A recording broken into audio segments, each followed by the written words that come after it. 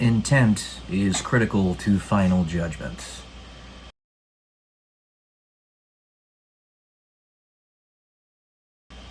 Welcome to day 201 until I'm a YouTube millionaire. Now, what I mean by this is if you show the probabilistic occurrence of a person's actions or inactions, or a group of people or an institution, to them ahead of schedule. So basically you give them a looking glass into their own future based upon the decisions that they're making right now in the modern day. And however they decide to react to that, that is an indicator of intent. Very powerful one. If they decide, assuming that the path that they're on is going to lead to destruction, not to change what they're doing, then their intent is confirmed to be negative.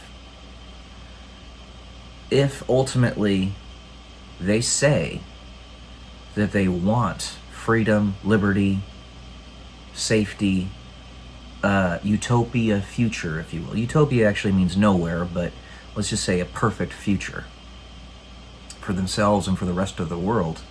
And you show them that the path that they're on is not going to lead to that, and then show them another path that will, or near enough, lead to that, and they decide to change, and they take actions in the present day to confirm that, or make sure that it happens, that is confirmation of positive intent, and is therefore part of final judgment. What we see happening in Iran and Israel right now, I think, is this. Back in, I believe it was 2017, 2018, right around there, when President Trump brought a symbolic crystal ball to Saudi Arabia, it was something to that effect. He had brought to that part of the world an ability to see into the future with their looking glass. And Saudi Arabia has proven that they want freedom. They want a better future. As well as most of the countries in the Middle East. They have proven it. They actually want the conflicts to stop. They want the world to get better and safer for everyone. Not just for themselves, but for everyone. Iran, I don't know if they were shown the same thing. I don't know. But if they were, at least with what's happening right now, it can be assumed that they would want to continue along this path of destruction, dominance, tyranny, and all of the things, all the accoutrement that goes along with that. The pieces of the puzzle are going together very well right now. We are doing the right thing in the United States in that we are not jumping into the conflict. Basically, what we're doing is we are backing up Israel and saying, if you need us, we are here. And we're being referees. This is the right decision. We are being referees for what's happening over there.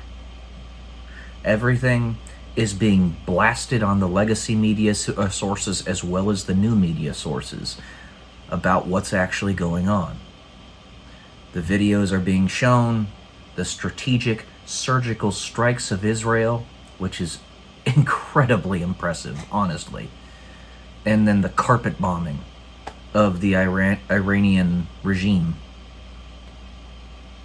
We even had the Crown Prince of Persia, that's right, the Prince of Persia, no joke, come out and say that he is advocating for what Israel is doing because he wants his people free. Everybody wants Iran free. They're kind of the last remaining metastasis of this giant mess that the deep state cabal was trying to get us stuck into. It's falling apart right now. This is the last piece. Even Russia is making the right moves and the right choices and they're saying the right things to make this happen as it needs to happen. So it's working out. It is a good decision for us, the United States, to not hop into the war. It is a good decision. It is the best decision for us to basically be at Israel's back, to say, we got your back if you need us. I like it.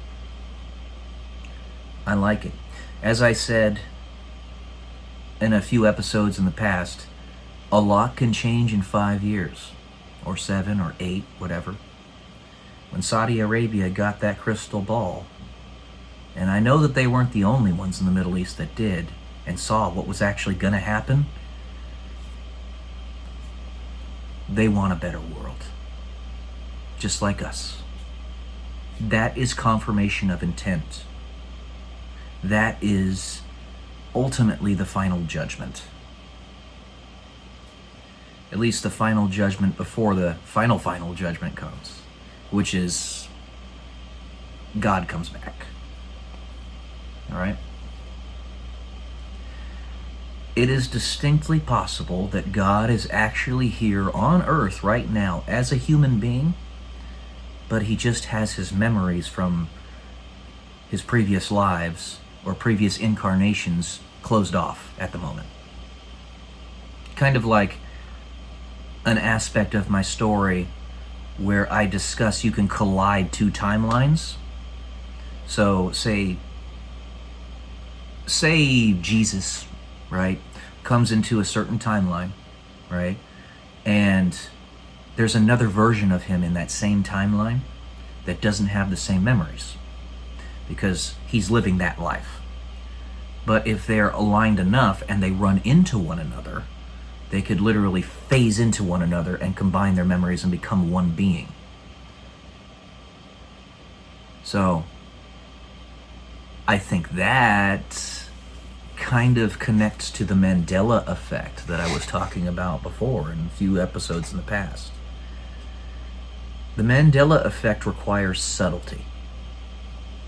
You change little itty bitty things that most people are not going to notice, and that way you don't need to make an entirely new timeline to branch off as a polyp, if you will. But you can actually synthesize within the same timeline small things that don't seem to affect much large stuff. But when you add those little subtle changes up together, they completely change the path of that timeline. So in this case, since we're so close to that final situation, the final judgment, you could bring it up to all the people there. And they're going to say, okay, let's do this. Let's save the world. I'm liking it. Russia is a reasonable actor. Israel is a reasonable actor. Europe, reasonable actors. Iran is not a reasonable actor. That's why they cannot be allowed to get nuclear weapons.